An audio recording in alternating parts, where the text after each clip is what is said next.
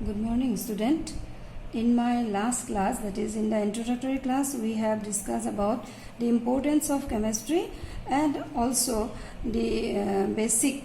that is to know the symbol, valency, atomic number of the various element we have discussed. So from 1 to 20 element we have discussed. So here I have given a number from 21 to 30. The rest of the element, so up to 30 you have to remember their symbol, their valency and their atomic number. Now from 21 to 30 they have variable valency, that means more than one valency. এটাতকে বেছি valency থাকে, কিন্তু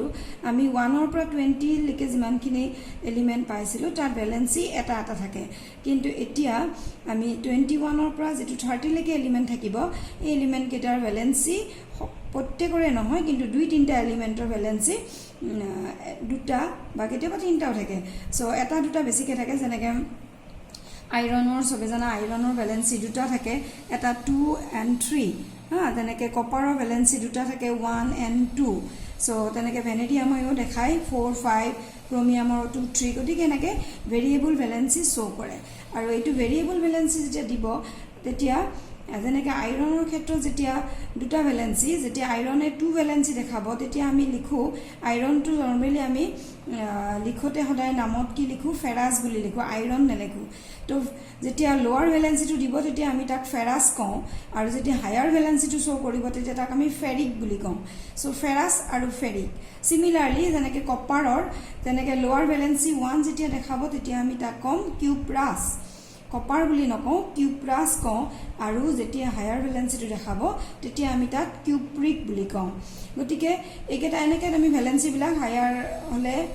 ৰিকট কওঁ আৰু লোৱাৰ valency আজ বুলি কওঁ। গতিকে এনেকৈ স্কেন্ডিয়াম 3, টাইটেনিয়াম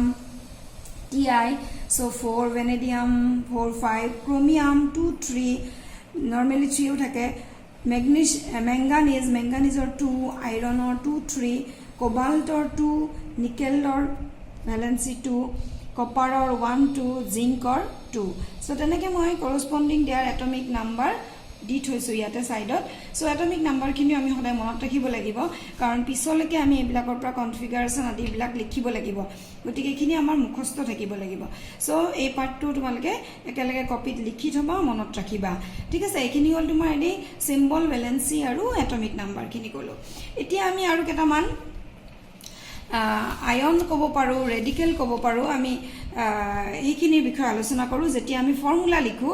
এইখিনি আমি নাজানিলে বহুত প্ৰব্লেম হৈ যায়। যেনেকৈ ধৰা এইটো সালফাৰটো যদি কোনোবা এটা এলিমেন্টৰ লগত থাকে তেতিয়াহ'লে সালফাৰটো এটা থাকিলে কোনো প্ৰব্লেম নাই, তাৰ ভ্যালেন্সি 2 হয়, আৰু এইটো প্লাছ মাইনাছ বিলাক যে দিছো এইটো হ'ল তাৰ অক্সিডেশ্যন ষ্টেট। গতিকে এনেই ভ্যালেন্সি বুলি ক'লে তাৰ 2 আহিব, কিন্তু কিছুমান গ্ৰুপ অফ এটম আছে, যেনেকৈ ধৰা সালফেট SO4, যেনেকৈ আমি সালফুৰিক এচিডত H2SO4 পাওঁ। গতিকে SO4, গতিকে SO4ৰ তাৰ ভ্যালেন্সি কি হ'ব এইটো আমাৰ কনফিউজন হৈ যায়, কাৰণ গ্ৰুপ অফ এটম থাকে তাত। সো গ্ৰুপ অফ এটমছ থাকিলে তো এইকাৰণে এইখিনি বস্তু তোমালোকে মনত ৰাখিবা। ওপৰত যিটো দিয়া আছে এইটো তাৰ চাৰ্জো কওঁ আমি আৰু তাৰ ভ্যালেন্সিও হ'ব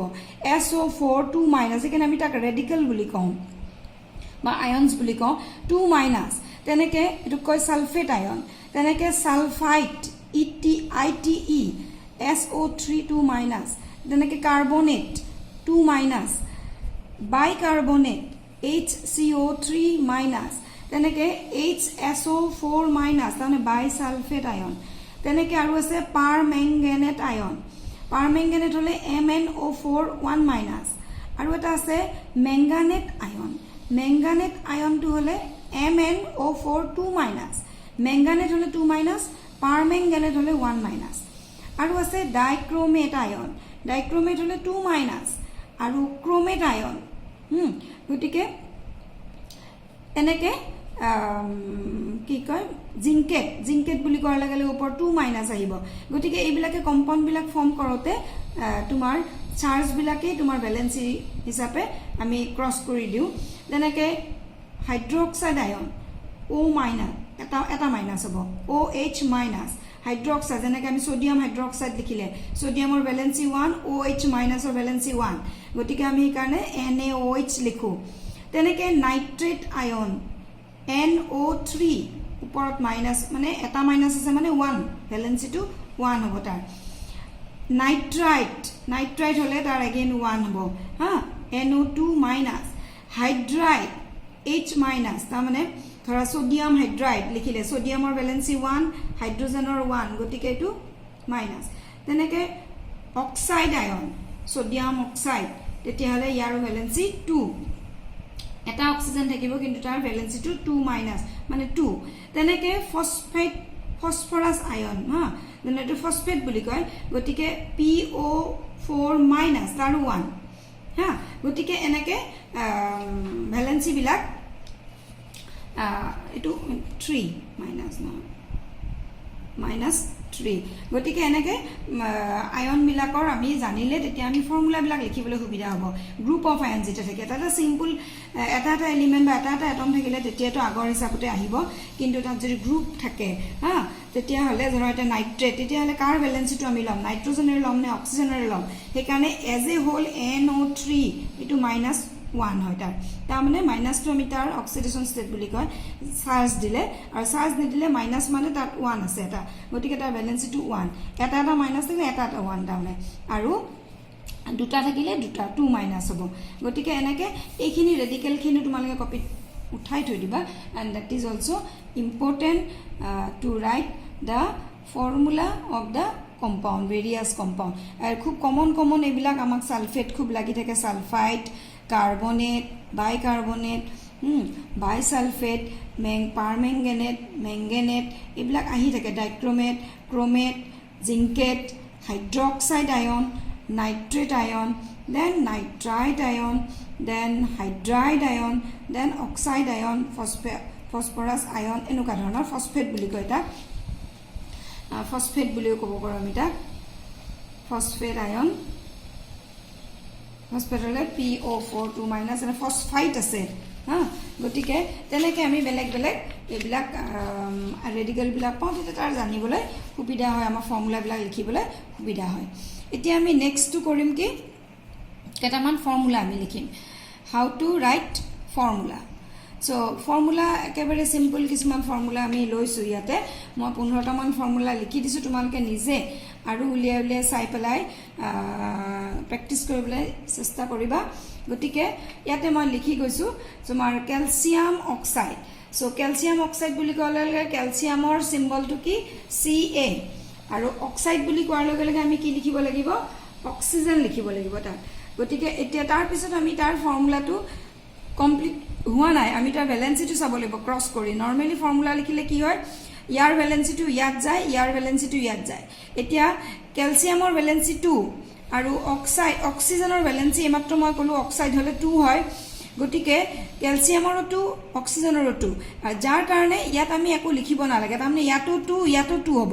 দুইফালে 2 হলে আমি নেলেখো নরমালি গতিকে ক্যালসিয়াম অক্সাইড হলে CaO বুলি লিখিম কিন্তু ইয়াতে যদি মই সোডিয়াম অক্সাইড যদি কম দিয়া নাই তথাপিও মই যদি লিখো ধৰা সোডিয়াম অক্সাইড যদি লিখিব লাগে তেতিয়া হলে আকৌ বেলেগ হ'ব সোডিয়ামৰ Na অক্সিজেনৰ O কিন্তু ইয়াত ক্ৰস টু আহিব কিয় অক্সিজেনৰ ভ্যালেন্সি 2 আৰু সোডিয়ামৰ ভ্যালেন্সি 1 টো নেলেখো নরমালি আমি গতিকে সোডিয়াম অক্সাইড হলে আমি এনেকৈ লিখিব লাগিব Na2O হা তাৰ পিছত নেক্সট এটা আমি লিখিছো calcium hydroxide so calcium hydroxide টো তেনেকৈ ক্যালসিয়াম লিখাৰ লগে লগে আমি Ca লিখিলিম আৰু এই মাত্ৰ মই হাইড্ৰক্সাইড পাইছো গতিকে হাইড্ৰক্সাইড বুলি লিখাৰ লগে লগে এনেকৈ OH যেতিয়া আমি গ্ৰুপ অফ এটমস লিখিম তেতিয়া আমি ব্ৰেকেটত লিখিবলৈ দিম সুবিধা হয় লিখিলে বুজিবলৈ সুবিধা হ'ব গতিকে কাৰণ তাত আমি ভ্যালেন্সিটো ক্ৰস কৰিলে তেতিয়া লিখিবলৈ সুবিধা হ'ব ক্যালসিয়ামৰ ভ্যালেন্সি 2 আৰু OH ৰ ভ্যালেন্সি 1 এই মাত্ৰ পাইছো আমি গতিকে ক্যালসিয়ামটো আমি ইয়াতে 2 লিখি দিম আৰু OH ৰ 1 টো লিখিব পাৰা নেলেখো নৰমালি আমি গতিকে ক্যালসিয়াম হাইড্ৰক্সাইড হলে এটো হ'ব গতিকে ইজি সোডিয়াম হাইড্ৰক্সাইড যদি হয় তেতিয়া হলে তাত আকৌ নালাগে সোডিয়াম হাইড্ৰক্সাইড কিয় সোডিয়ামৰ ভ্যালেন্সি 1 OH ৰ ভ্যালেন্সি 1 গতিকে আমি তাত 2 ক্ৰস কৰিব নালাগে গতিকে তাত ব্ৰেকেট নেলেখিলেও হৈ যায় ব্ৰেকেট নেদিলেও হয় কিন্তু ক্যালসিয়াম হাইড্ৰক্সাইডত ব্ৰেকেট দিব লাগিব আদাৰৱাইজ তুমি যদি এনে 2 দি থৈ দিয়া তেতিয়া হলে কি হ'ব হাইড্ৰোজেনৰ 2 থাকিব অক্সিজেনৰ 2 নাথাকিব গতিকে এজ এ হোল OH এটা গ্ৰুপ অফ এটমস গতিকে তাত এজ এ হোল আমি লিখি পেলাই ব্ৰেকেট দি পেলাই আমি তাক লিখিব লাগিব ঠিক এইবিলাক লিখোতে খেলিমেলি কৰিলে ফৰ্মুলাবিলাক গোটেই ফুল হ'ব তেনেকৈ আমি magnesium chloride so magnesium chloride লিখোতে আমি মেগনেছিয়াম বুলি কওঁতে Mg লিখিম তাৰপিছত Cl ক্লোৰাইড Cl আৰু তাৰ পৰা ভ্যালেন্সিটো ক্ৰস কৰা মেগনেছিয়ামৰ ভ্যালেন্সি 2 আৰু ক্লোৰিনৰ ভ্যালেন্সি 1 সো আমি 1 2 নেলেখো গতিকে MgCl2 মেগনেছিয়াম ক্লোৰাইড ইজি তেনেকে নেক্সট আহিলে কি এলুমিনিয়াম অক্সাইড এলুমিনিয়াম বুলি কোৱাৰ লগে লগে আমি Al লিখিম অক্সাইড বুলি কোৱাৰ লগে লগে আমি O লিখিম এতিয়া আমি ভ্যালেন্সিটো ক্ৰস কৰো অক্সিজেনৰ ভ্যালেন্সি 2 সো আমি ইফালে লিখিম এলুমিনিয়ামৰ ভ্যালেন্সি 3 সো আমি ইফালে লিখিম সো এলুমিনিয়াম অক্সাইড এটো হ'ব সো বহুতে ভুল কৰি থৰে AlO3 লিখি থৈ দিয়ে অক্সিজেনটো দিবই পাহৰি যায় গতিকে এলুমিনিয়াম অক্সাইড ফৰ্মুলাটো হল Al2O3 গতিকে নেক্সট টু আৰু তেনেকে আমি যদি আহো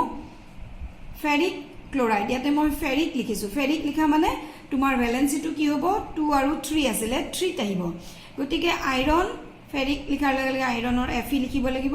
আৰু Cl এতিয়া আমি ক্ৰস কৰিম তাৰ ভ্যালেন্সি যেটো আইৰনৰ ফেৰিক বুলি দিছো গতিকে এটো 3 আহি যাব আৰু ক্লোৰিনৰ 1 তো ফেৰিক ক্লোৰাইড এটো আহি যাব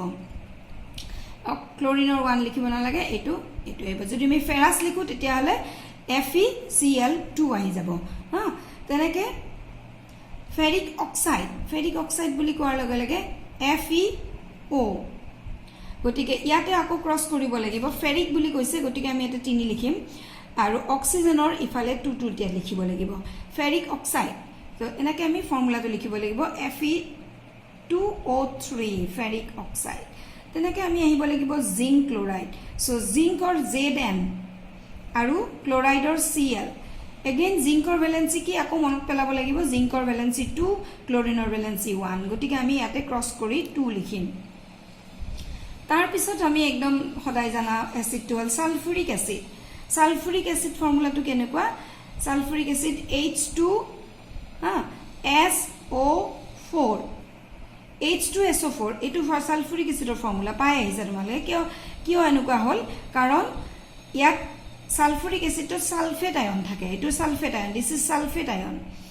SO4 এই মাত্ৰ মই লিখিছো সালফেট আয়ন সো এই সালফেট যেটো গ্ৰুপ থাকিব গ্ৰুপ অফ এটমস থাকিব তাৰ ভ্যালেন্সিটো 2 আৰু হাইড্ৰোজেনৰ 1 গতিকে আমি 1 2 লিখা নাই গতিকে H2SO4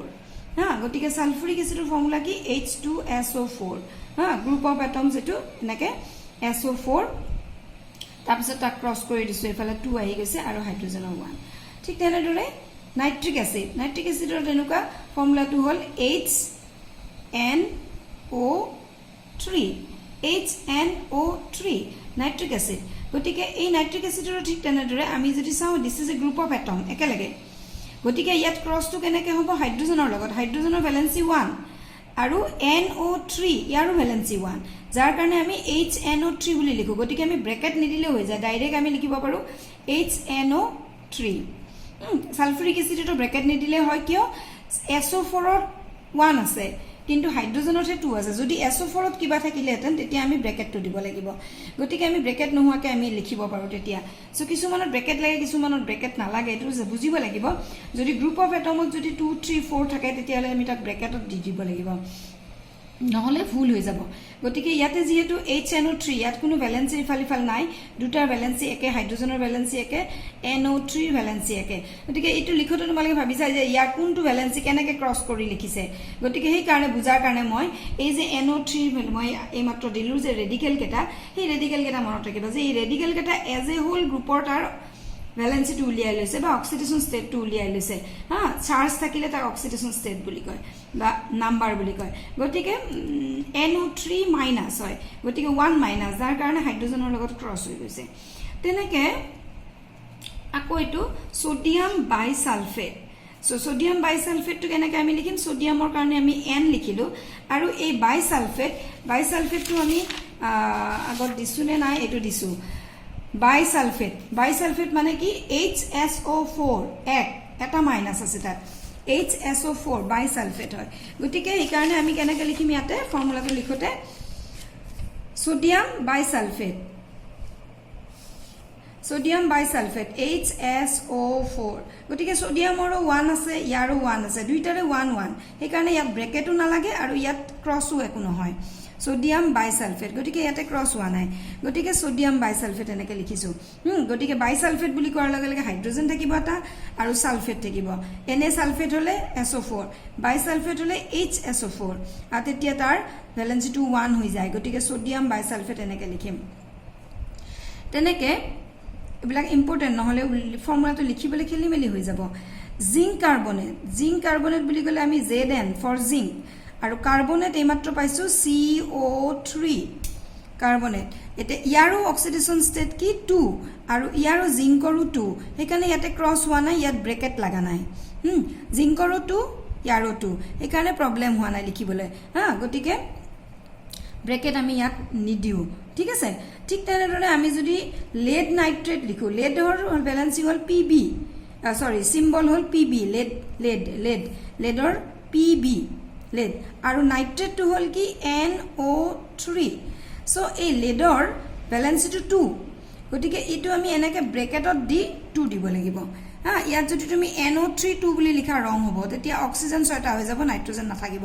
গটিকে নাইট্ৰোজেন এটা থাকিব গটিকে এখানে ব্ৰেকেট দি আমি তাত 2 দিছো আৰু নাইট্ৰেটৰ 1 এখানে আমি ইফালে 1 2 লিখিলো হয় so lead nitrate Pb NO3 whole 2 lead nitrate ফৰ্মুলাটো মই কিয় আনি দিছো কাৰণ lead nitrate আমাক খুব লাগি থাকিব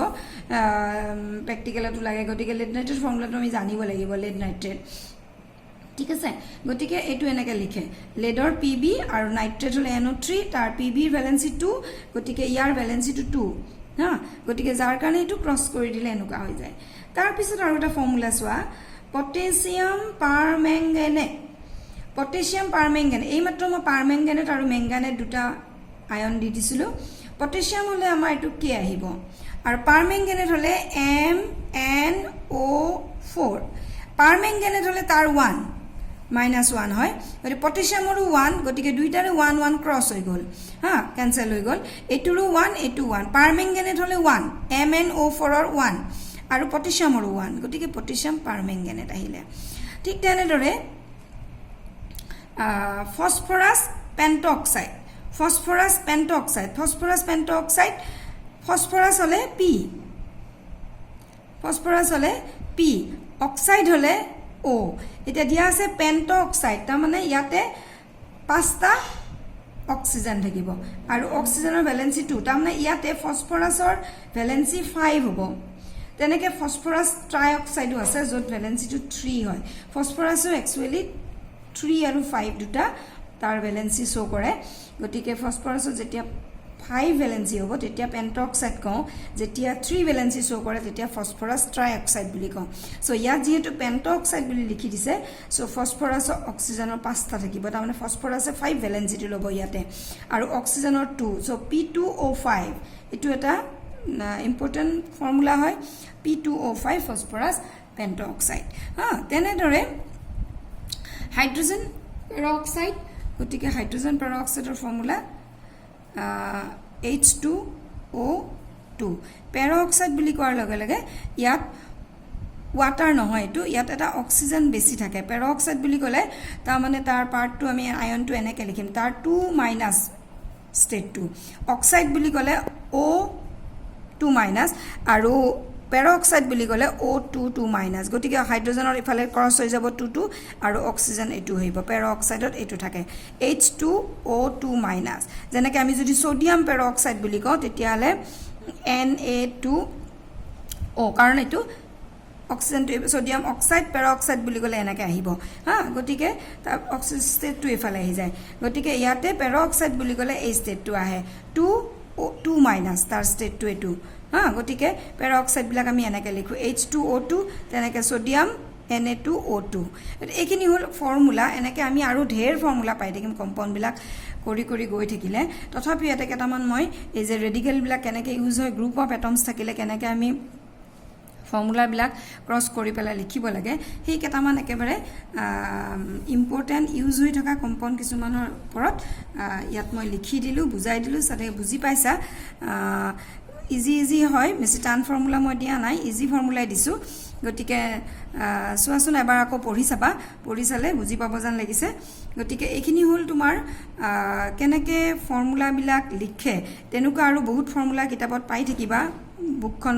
ঘুৰাই পকাই চালে তাতে ফৰ্মুলা বিলাক ওলাই থাকিব তেতিয়া তোমালোকে নিজে পঢ়ি লিখিবলৈ চেষ্টা কৰিবাচোন ইয়াতকে টান কিছুমানো আছে যেনেকৈ পটাছিয়াম ডাইক্ৰোমেট আছে যেনেকৈ আমি ক্ৰোমেট আয়ন পালো ক্ৰোমেট আয়নৰ পৰা পটাছিয়াম ডাইক্ৰোমেট আহিব হা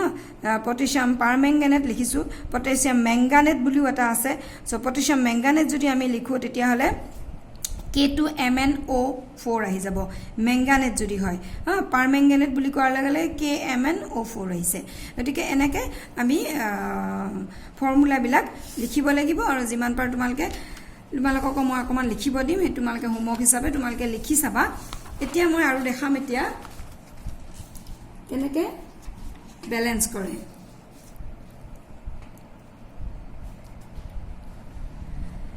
কেনেকৈ ব্যালেন্স কৰে ইকুৱেশ্যনটো কেনেকৈ ব্যালেন্স কৰে এইখিনি আমি দেখাও কি বুজি পোৱা নাই গতিকে how to balance equation number 1 একেবাৰে ইজি কেইটামান ইকুৱেশ্যনে দিছো ইকুৱেশ্যন বিলাক কেনেকৈ ব্যালেন্স কৰে এইখিনি মই অকমান তোমালোকক বুজাই দিও যেনেকৈ ধৰা ইজি ইকুৱেশ্যন এটা লৈছো calcium plus water giving you calcium hydroxide and hydrogen ইয়াত আমি ব্যালেন্স কৰোতে আমি সিঙ্গল এটমটো কেতিয়াও আগতে ব্যালেন্স নকৰো কাৰণ সিঙ্গল এটমটো আমি যিকোনো 2 3 4 5 দি পেলাই ব্যালেন্স কৰিব পাৰিম গতিকে আমি যেতিয়া গ্ৰুপ অফ যেটো এটম থাকিব কম মলিকুল থাকিব বা কম্পাউণ্ড থাকিব হেইটোৰ এটম এটা লৈ পেলাই আমি ব্যালেন্স কৰিব লাগিব যেনেকৈ আমি ধৰা ইয়াতে অক্সিজেন তো চাব লাগিব ইয়াত এটা অক্সিজেন আছে আৰু ইয়াত দুটা অক্সিজেন আছে গতিকে আমি এনেকুৱাকে প্ল্যান কৰিব লাগিব যে এই দুটা অক্সিজেন তো প্ৰথমতে আমি ব্যালেন্স কৰি লওঁ সো দুটা অক্সিজেন তো ব্যালেন্স কৰি ললে তাৰ পিছত আমি হাইড্ৰোজেন ব্যালেন্স কৰিম আৰু তাৰ পিছতে আমি ক্যালসিয়াম ব্যালেন্স কৰিম গতিকে ইয়াতে দুটা অক্সিজেন আছে গতিকে তাৰ কাৰণে ব্যালেন্স কৰিবলৈ আমি ইয়াতে যদি 2 দিও প্ৰথমতে এবাৰত কেতিয়াবা এবাৰতে হৈ যায় আৰু কেতিয়াবা ব্যালেন্সিং কৰোতে প্ৰথমতে 2 দিলা তাৰপিছত 3 দিলা 4 দিলা এনেকৈ আমি ট্ৰাই কৰি গৈ থাকিব লাগিব এবাৰত কাৰেক্ট নহবও পাৰে হা গতিকে যিমানে ব্যালেন্স কৰিবা হিমানে বস্তুটো ইজি হৈ যাব গতিকে ইয়াতে 2 দি পেলাই আমি কৰিলো দুটা অক্সিজেন সো অক্সিজেন আমাৰ ব্যালেন্স হৈ গল তাৰ পিছত আমি হাইড্ৰোজেন তো চাও ইয়াতে দুটা হাইড্ৰোজেন আছে আৰু ইয়াত দুটা হাইড্ৰোজেন আছে টোটাল 4টা হাইড্ৰোজেন আছে আৰু ইয়ামে আমি 2 দিয়াৰ লগে লগে এটো 4টা হাইড্ৰোজেন অটোমেটিক আহি গল আৰু ক্যালসিয়াম তো আমাৰ ব্যালেন্স হৈয়ে আছে ক্যালসিয়াম ইয়াতো এটা আছে ইয়াতো এটা আছে গতিকে ইকুৱেশ্যনটো বেছি কৰিব লগিয়া নাই অকল এটা 2 দিয়াৰ লগে লগে গোটেইখিনি ব্যালেন্স হৈ গল হা সো এটো ইজি ব্যালেন্সিং নেক্সট এটা ইকুৱেশ্যন CH4Cl2 কাৰ্বন টেট্ৰাক্লোৰাইড কাৰ্বনৰ লগত 4টা ক্লোৰিন হৈছে কাৰ্বন টেট্ৰাক্লোৰাইড কয়